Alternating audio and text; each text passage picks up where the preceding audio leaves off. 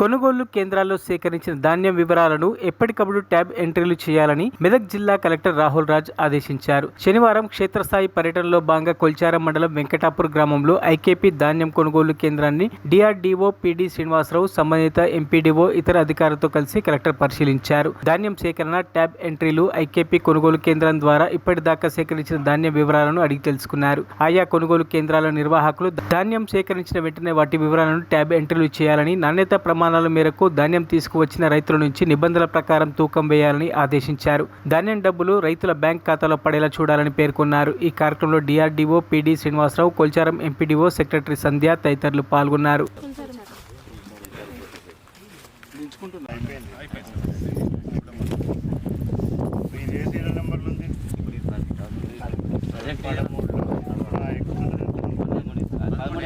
అలా లోడ్ సరిపోయింది సార్, అది అందుకే లోడ్ పోయినాక చూద్దామని అది కాగానే ఇదే మరి కొన్ని ఆల్రెడీ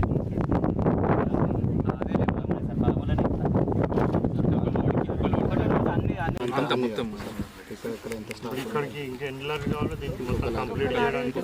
సో ఇప్పుడు దీని కింద ఉన్న అన్ని వచ్చేసినాయి ఇక్కడికి. అవును సార్, వాళ్ళు ఎక్కడ పెట్టారు ఇంకా వచ్చేటోళ్ళు? ఇంకా కటింగ్ కావాలి. సో ఇప్పుడు మీకు లాస్ట్ టైం 5,000 ఎంత అయింది? 700.